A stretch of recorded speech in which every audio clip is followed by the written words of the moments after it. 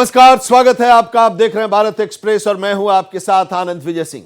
रूस, यूक्रेन और अब इजराइल हमास, दुनिया पहले ही दो खतरनाक युद्धों को झेल रही है। इस बीच रूस और अमेरिका में परमाणु हथियारों की होड़ मच सकती है। इन दोनों देशों के पास दुनिया में परमाणु हथियारों का 90% जखीरा है। साल 2010 में परमाणु हथियारों की इस होड़ को रोकने के लिए दोनों देशों ने एक संधि की थी जिसका नाम है न्यू स्टार्ट ट्रीटी।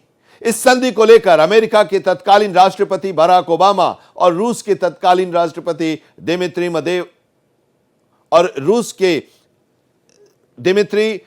मेदवेदेव ने हस्ताक्षर किए थे, लेकिन 2026 में यह संधि का समय खत्म होने वाला है। संधि आगे बरकरार रहेगी या खत्म हो जाएगी, इसका अंजाम क्या होगा, आज इसी पर पेश है हमारा यह विशेष एटमी युद्ध की आहट, दुनिया में घबराहट। फिर तबाही लाने की तैयारी।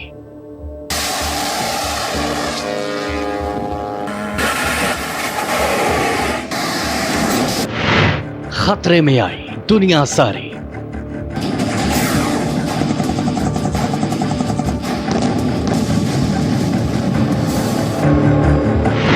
झटके में मिटेगा नामो निशान।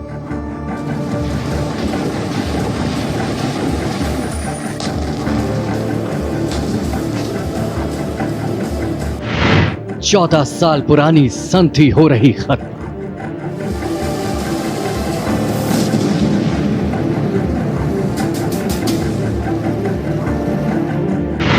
क्या दुनिया का होगा अंत?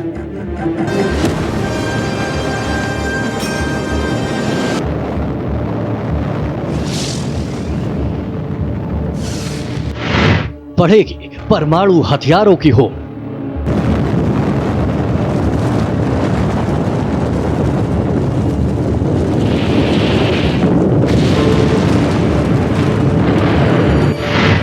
दुनिया तबाही की ओर।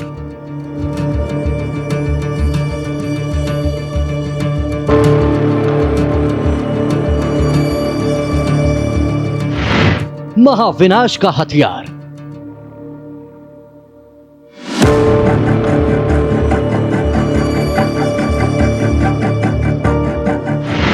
सुपर पावर का न्यूक्लियर वॉर।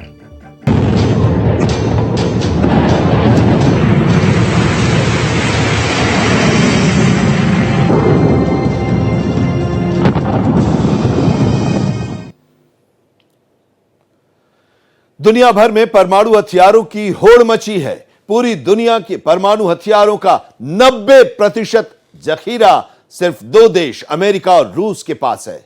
दोनों देश परमाणु हथियारों को नियंत्रित करते हैं और दोनों इस बात पर जोर देते रहे हैं कि परमाणु युद्ध को हर कीमत पर टाला जाना चाहिए। लेकिन संधि खत्म होने से रूस के तैनात परमाणु हथियारों की संख्या के साथ उन्हें लॉन्च करने के लिए इस्तेमाल किए जाने वाले जमीन और समंदर आधारित वाहनों के निरीक्षण और निगरानी डेटा तक अमेरिका की पहुंच खत्म हो जाएगी। सैन्य ताकत के मामले में भी रूस मजबूत है और उसके परमाणु हथियार दुनिया में सबसे ज्यादा शक्तिशाली बताए जाते हैं। रूस अगर नए हथियार बनाने के लिए परमाणु परीक्षण शुरू करता है तो रूस का मुकाबला करने के लिए अमेरिका भी परमाणु हथियारों का परीक्षण शुरू कर सकता है। इससे दुनिया में फिर से परमाणु हथियारों की रेस शुरू हो सकती है। एक गलती पड़ेगी दुनिया पर भारी। यूक्रेन से युद्ध के दौरान रूस कई बार परमाणु हथियारों के इस्तेमाल की धमकी दे चुका है। इस बीच चीन भी अपने हथियार बढ़ाने में लगा हुआ है। उधर नॉर्थ कोरिया ने अपने परमाणु हथियार ले जाने के लिए इंटरकॉन्टिनेंटल बैलिस्टिक मिसाइल के टेस्ट तेज कर दिए हैं। अब ऐसे माहौल में यदि रूस अमेरिका के बीच की संधि खत्म होती है तो दुनिया निश्चित ही हथियारों की एक बड़ी होड़ देखेगी जिसका अंजाम अनिश्चित है। उधर अमेरिका इस रूस यूक्रेन युद्ध में खुलकर यूक्रेन के साथ है और उसे हाईटेक हथियार भी मुहैया करा रहा है, जिसकी वजह से रूस के राष्ट्रपति ने फरवरी 2023 में ही इस ट्रीटी से खुद को अलग करने की घोषणा कर दी थी। रूसी राष्ट्रपति पुतिन कह चुके हैं कि वो परमाणु हथियार के इस्तेमाल में संकोच नहीं करेंगे। उत्तर कोरिया के साथ उन्होंने साझेदारी बढ़ाई है जो महाविनाशक बम बनाने में लगा है। रूस की धमकी से दुनिया परमाणु युद्ध के मुहाने पर खड़ी है। हालांकि पुतिन के इस बयान के बाद रूस के विदेश मंत्रालय ने साफ किया कि संधि के मुताबिक युद्ध के लिए तैयार परमाणु मिसाइलों और हथियारों की संख्या पर जो पाबंदी है उसे रूस आगे भी मानता रहेगा। न्यूक्लियर बॉम्ब्स की जब हम बात करते हैं तो हिरोशिमा और नागासाकी का जिस तरीके से डिवास्टेटिंग डिस्ट्रक्शन उस जमाने में था, अभी अगर हम लोग के न्यूक्लियर बॉम्ब्स देखें तो और भी शक्तिशाली हो रखे हैं और उसके वजह से जिस तरीके से बाकी कंट्रीज जो अपना होड़ उसको बचा रहे हैं, बढ़ा रहे हैं अपने न्यूक्लियर वेपन्स का आर्सेनल को, जिस तरीके से न्यूक्लियर आर्म्स रेस भी पहले हो रखा था, जिसमें मैक्सिमम अगर अभी आज के तारीख में भी देखें तो 90% जो हम लोग के न्यूक्लियर आर्म्स हैं रशिया और यूएसए में ही तैनात है। बाकी कंट्रीज भी उसमें काफी इन्वॉल्व हो गए हैं, जिससे कि चाइना भी अपना खूब उसमें अभी और बढ़ाने का कोशिश पे हमेशा लगा रहता है। नॉर्थ कोरिया जैसा कंट्री वो भी उसमें ऑलरेडी अपना इंक्लूड हो रखा है। ईरान हो गया, इसराइल हो गया, पाकिस्तान जिस तरीके से अपना बढ़ाने की कोशिश कर रहा है। तो इन सब चीजों को देखते हुए यूएसए और रशिया के बीच में अग्रीमेंट हुआ था जिसे न्यू स्टार्ट ट्रीटी कहा गया था।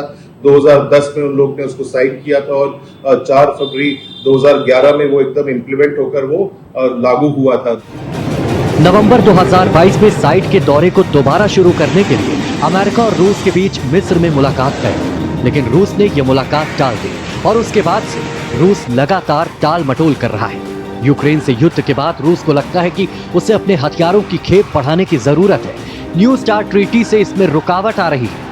संधि के तहत अमेरिका और रूस दोनों को एक दूसरे के साथ परमाणु हथियारों की जानकारी शेयर करनी है और परमाणु साइट के दौरे भी करने की छूट है। लेकिन मार्च 2020 में कोविड महामारी के कारण दोनों देशों के बीच न्यूक्लियर साइट के दौरे रुक गए। अब ये संधि फरवरी 2026 तक के लिए वैध है, लेकिन रूस और अमेरिका के मौजूदा रुख को देखते हुए नहीं लग रहा है कि संधि आगे बढ़ेगी। खासकर रूस ऐसा नहीं चाहता है। यदि ऐसा हुआ तो दुनिया में एक बार फिर परमाणु हथियारों की होड़ मचने की आशंका है। क्या है न्यू स्टार्ट ट्रीटी? साल 2010 में अमेरिका और रूस ने एक संधि पर हस्ताक्षर किए थे जिसका नाम है न्यू स्टार्ट ट्रीटी। इसमें स्टार्ट का मतलब है new strategic arm reduction treaty. इस संधि के तहत यह निर्धारित कर दिया गया था कि अमेरिका और रूस कितने परमाणु हथियार बना सकेंगे ताकि यह संख्या एक नियंत्रण में रहे। इसमें यह भी तय किया गया था कि कितनी मिसाइल बिल्कुल तैयार स्थिति में होगी। संधि में क्या हुआ था तय? संधि के तहत रूस और अमेरिका अधिकतम 1550 परमाणु मिसाइल, 700 लॉन्ग रेंज मिसाइल और बमर्स तैयार स्थिति में रख सकते हैं। दोनों ही देश एक दूसरे की न्यूक्लियर साइट के दौरे कर सकते हैं ताकि पता चल पाए कि कोई संधि के नियमों का उल्लंघन तो नहीं कर रहा है। एक साल में इस तरह के 18 दौरे हो सकते हैं। संधि कब तक प्रभावी? संधि को 2021 में 5 साल तक के लिए बढ़ा दिया गया था। अब यह संधि फरवरी 2026 तक के लिए वैध है, लेकिन रूस और अमेरिका के मौजूदा रुख को देखते हुए नहीं लग रहा है कि यह संधि आगे बढ़ेगी। खासकर रूस ऐसा नहीं चाहता है। यदि ऐसा हुआ तो दुनिया में एक बार फिर से परमाणु हथियारों की होड़ मचने की पूरी आशंका है। कितनी मजबूत है यह संधि? अमेरिका का भी रूस पर भरोसा कम होता जा रहा है। अब वो रूस के परमाणु साइट के दौरे नहीं कर पा रहा है तो उसे मौजूदा हालात की जानकारी भी नहीं मिल पा रही है। कुछ रिपोर्ट में अमेरिकी अधिकारियों ने माना कि रूस नए हथियारों की तैयारी में लगा हो सकता है। वहीं अमेरिकी अधिकारी भी इसी तैयारी में है कि यदि संधि आगे नहीं बढ़ती है तो वो इस स्थिति में हो कि तुरंत ही नए हथियार तैयार हो पाए और रूस पर दबाव बना रहे। अमेरिका का कहना है कि रूस ने सैटेलाइट को तबाह करने वाले कुछ परमाणु हथियार बनाए हैं जिन्हें वो ऑर्बिट में तैनात करने वाला है। उधर रूस इस संधि को खत्म करने की चेतावनी दे चुका है। अंतर्राष्ट्रीय स्तर पर हथियारों पर नजर रखने वाली संस्था Stockholm International Peace Research Institute के मुताबिक दुनिया भर में परमाणु हथियारों की संख्या 13,865 है। इस समय दुनिया में 9 देशों के पास परमाणु हथियार हैं, जिनमें रूस, अमेरिका, चीन, France, Britain, Bharat, Pakistan, Israel और उत्तर कोरिया शामिल हैं। इस आंकड़े में उन हथियारों को ही गिना गया है जिन्हें तैनात किया गया है या फिर डिसमेंटल किया जाना है। किसके पास कितना परमाणु बम? सिप्री की रिपोर्ट के मुताबिक अमेरिका के पास 6,200 न्यूक्लियर वेपन है। रूस के पास 6,500 परमाणु बम है। रूस और अमेरिका के पास दुनिया का 90% परमाणु हथियार है। भारत के पास 140 से 160 न्यूक्लियर वेपन है। पाकिस्तान के पास 150 से 160 परमाणु हथियार हैं। चीन के पास 290 न्यूक्लियर वेपन है। फ्रांस के पास 300 परमाणु हथियार है। इजराइल के पास 80 से 90 न्यूक्लियर वेपन है। ब्रिटेन के पास 200 न्यूक्लियर वेपन है। उत्तर कोरिया के पास 20 से 30 परमाणु हथियार है। एक चीज साफ हो गया था कि दोनों जो कंट्रीज है उन लोग का था कि अपने वो लोग न्यूक्लियर आर्सेनल को एक लिमिट के अंदर रखेंगे। जब उनके पास ज्यादा था तो उसको भी वो लोग डीकमिशनिंग का पूरा एक्टिविटीज किए थे। जो उनके intercontinental ballistic missile launch vehicles हैं, जो उनके सबमरीन लॉन्च बैलिस्टिक मिसाइल्स हैं, जो बॉम्बर्स हैं, जो हैवी बॉम्बर्स जिससे न्यूक्लियर वॉरहेड्स ले जा सकते हैं, इन सब चीजों पे लिमिट लगा दिया था 700, 800, 1550। तो 1550 में भी जिस तरीके से उनके पास जो मिसाइल्स वो लोग अपने बॉम्बर्स में इस्तेमाल भी कर सकते थे, एक बॉम्बर में बस एक ही माना जाता है। तो बॉम्बर में हो सकता है वो लोग 3-4 भी लगा ले अपने मिसाइल, लेकिन उसकी काउंटिंग एक ही हो रखी थी। लेकिन इससे क्या था कि एक तरीके से एक ट्रांसपेरेंसी था कि इतने वेपन्स इन लोग के पास रहेंगे। साथ ही साथ इन लोग के साइट के विजिट्स भी उसमें तैयार हुए थे। Site visit 1, site visit 2, 2 type के उसमें साइट विजिट्स थे, जिसमें वो लोग जाके एक दूसरे के साइट का मुआयना भी कर सकते हैं, सैटेलाइट से भी कर सकते हैं। और साथ ही साथ अगर कोई एक्सरसाइजेज इनके हो रहे हैं तो एक्सरसाइजेज का भी, स्ट्रैटेजिक एक्सरसाइजेज जहाँ पे होते तो उसका वो लोग एक दूसरे कंट्रीज को पहले से इंफॉर्मेशन भी देते थे। और जब एक्सरसाइज खत्म हो जाता था तो 2 दिन बाद उसे कंक्लूजन का भी एक्सरसाइज का बताते थे। कितना खतरनाक होता है विस्फोट। परमाणु बम की सबसे खतरनाक बात यह है कि ब्लास्ट के बाद रेडियो एक्टिव पार्टिकल एनवायरनमेंट में फैल जाते हैं और धरती के लोगों पर इनका असर लंबे समय तक देखने को मिलता है। परमाणु हमले की वजह से तेज गर्मी और रेडिएशन निकलता है। ये लोगों को लंबे समय तक प्रभावित करता है और ल्यूकेमिया, कैंसर सहित कई बीमारियों का कारण बनता है। कितनी तबाही ला सकता है। न्यूक्लियर वेपन ICAN के मुताबिक अगर अभी किसी देश के बीच परमाणु युद्ध होता है तो पूरी दुनिया को इसका नुकसान हो सकता है। स्विट्जरलैंड की संस्था International Campaign to Abolish Nuclear Weapon के मुताबिक एक परमाणु बम विस्फोट से लाखों लोगों की मौत हो जाएगी। अगर एक से ज्यादा परमाणु बम विस्फोट होते हैं तो धरती का क्लाइमेट सिस्टम भी बिगड़ सकता है। इस संस्था ने बताया था कि अगर अमेरिका और रूस के बीच परमाणु युद्ध में 500 परमाणु बम का भी इस्तेमाल होता है तो आधे घंटे में ही 10 करोड़ से ज्यादा लोगों की जानें चली जाएंगी। 2 अरब लोग भुखमरी की कगार पर पहुंच सकते हैं। अमेरिका ने अभी कुछ दिन पहले ही अपने परमाणु हथियारों को रीटेस्ट करने की बात कही थी। पेंटागन का कहना था कि लंबा वक्त गुजर जाने के चलते आधुनिक वैश्विक परिवेश की स्थितियों को देखते हुए वो अपने पुराने परमाणु हथियारों का पुनः परीक्षण करना चाहता है।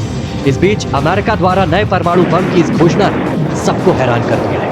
बता दें कि अमेरिका ने द्वितीय विश्व युद्ध के दौरान जापान के हिरोशिमा और नागासाकी शहरों पर 6 अगस्त 1945 में 2 परमाणु बम गिराए थे। इस विस्फोट से 2.25 लाख से ज्यादा लोग मारे गए थे। अब दुनिया तीसरे विश्व युद्ध के मुहाने पर खड़ी हुई है।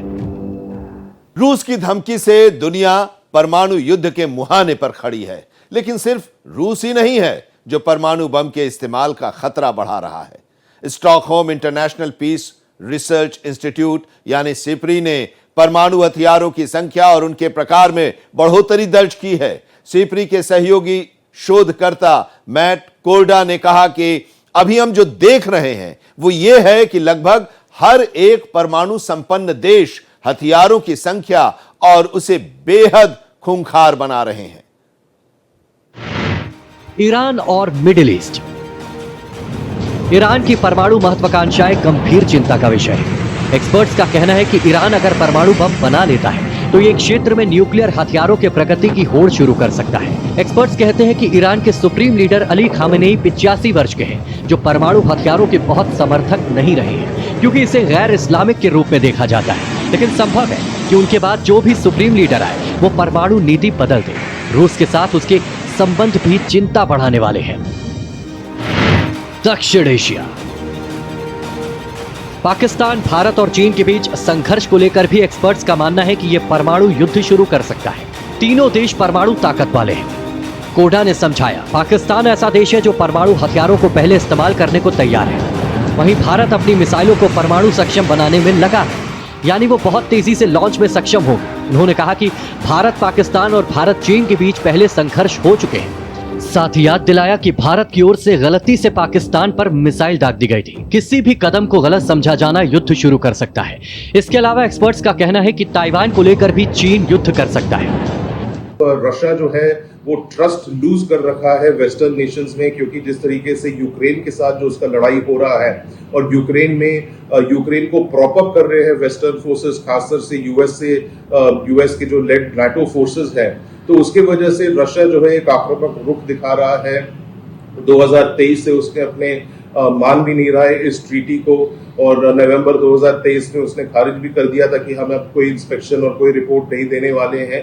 हालांकि उसका ये भी कहना था कि जो ट्रीटी है उसको अमल कर रहा है, उसका पालन कर रहा है, उसको वो ज्यादा तोड़ फोड़ नहीं रहा है, उसको उल्लंघन नहीं कर रहा है। लेकिन साथ ही साथ अब यूएस के अंदर भी एक टेंशन हो रखा है और दुनिया में भी थोड़ा टेंशन ये हो रखा है कि रशिया जो है अब नॉर्थ कोरिया के साथ भी थोड़ा सा करीब हो रहा है, और जिस तरीके से चाइना भी उसके साथ अभी और होड़ मचाने की कोशिश कर रहा है न्यूक्लियर आर्सेनल का, तो जिसके वजह से एक ग्लोबल समुदाय में, अंतर्राष्ट्रीय जियोपॉलिटिक्स में एक इम्बैलेंस दोबारा आ सकता है।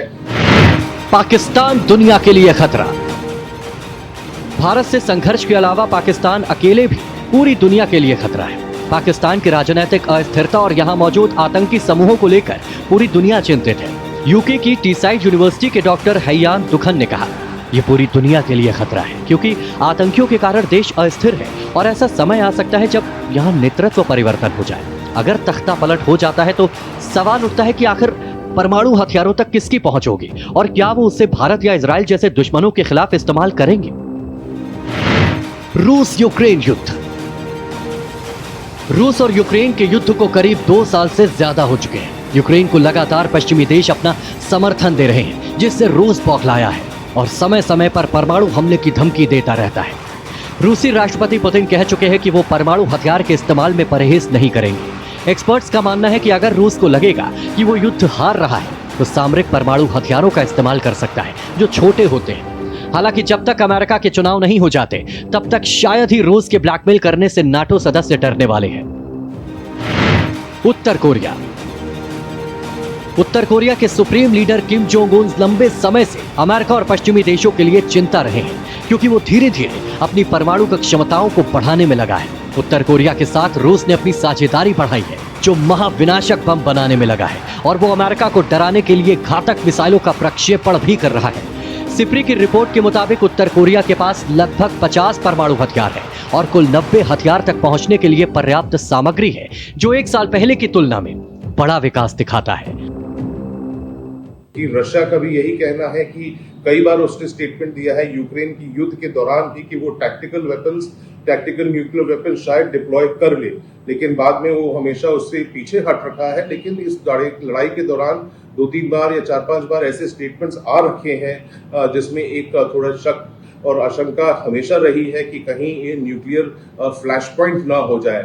जिस तरीके से अगर हम लोग ग्लोबल जियोपॉलिटिक्स में और भी देखें, इजराइल हमास की भी जो लड़ाई हो रही है, जिसमें और भी कंट्रीज उसमें इन्वॉल्व होते जा रहे हैं, ईरान का खुल के सामने जो रुख आ रखा है, तो इन सब चीजों को देखते हुए एक आशंका ये है कि कहीं फिर से न्यूक्लियर आर्म्स रेस शुरू ना हो जाए, जिसके वजह से फिर से वर्ल्ड में कहीं न्यूक्लियर फ्लैश पॉइंट ना आ जाए, जहां की वजह से फिर से न्यूक्लियर बॉम्ब्स का इस्तेमाल ना हो, जो बहुत ही विनाशक साबित हो सकते हैं। तो इसके लिए 2026 में जो इनका ये खत्म हो रहा है, फरवरी 2026 में न्यू स्टार्ट ट्रीटी, जो स्ट्रेटेजिक आर्म्स रिडक्शन ट्रीटी इनका है, तो इसको रिन्यू करने के लिए अभी सब लोग की नजर इसी पे टिकी हुई है। अमेरिका पर दबाव की रणनीति। एक रिपोर्ट के मुताबिक centre for arms control and non proliferation की वरिष्ठ नीति निदेशक जॉन एरोथ के मुताबिक रूस को खुद को ट्रीटी से अलग करने का ऐलान अमेरिका पर दबाव की रणनीति भी हो सकती है। अमेरिकी राष्ट्रपति जो बाइडेन रूस के खिलाफ यूक्रेन के साथ है। पुतिन बाइडेन को दिखाना चाहते हैं कि वो क्या क्या कर सकते हैं, जबकि ब्रिटिश मीडिया के मुताबिक रूस अभी तो सिर्फ चेतावनी दे रहा है, लेकिन वो आगे संधि से अलग हो सकता है। ये तय है कि वो अमेरिका को लेकर आने वाले दिनों में कठोर रवैया अपनाने वाला है। अंजाम होगा बहुत भयानक। रूस कई बार परमाणु हमले की धमकी दे चुका है। चीन अपने हथियार बढ़ाने में लगा हुआ है। उधर नॉर्थ कोरिया ने अपने परमाणु हथियार ले जाने के लिए इंटरकॉन्टिनेंटल बैलिस्टिक मिसाइल के टेस्ट तेज कर दिए हैं। नॉर्थ कोरिया ने रूस को तोप खाने के गोले दिए हैं। अमेरिका को डर है कि रूस उसे बदले में मिसाइल और अन्य वेपन टेक्नोलॉजी दे सकता है। ईरान को लेकर भी चिंता है। ऐसे माहौल में यदि रूस अमेरिका के बीच की संधि खत्म होती है तो दुनिया निश्चित ही हथियारों की एक बड़ी होड़ देखने वाली है, जिसका अंजाम अनिश्चित है। कल्पना कीजिए कि सुबह जोर का धमाका हो और पल भर में ही हजारों लोगों की मौत हो जाए। लोग बैठे रहें और उनकी चमड़ी जलकर गिरने लगे। जोर से धमाके के बाद चारों ओर सन्नाटा छा जाए और कुछ देर बाद रोते बिलखते लोगों की आवाजें गूंजने लगे। कुछ ऐसा ही हुआ था अगस्त 1945 में, जब दूसरे विश्व युद्ध के दौरान अमेरिका ने जापान के हिरोशिमा और नागासाकी पर परमाणु हमला किया था। ये हमले इतने जोरदार थे कि हजारों लाखों लोगों की मौत चंद मिनटों में ही हो गई थी। उसके बाद भी सालों तक लोग मरते रहे। ये सोच के ही रूह कांप जाती है। तो यह था हमारा आज का विशेष एटमी युद्ध की आहट, दुनिया में घबराहट।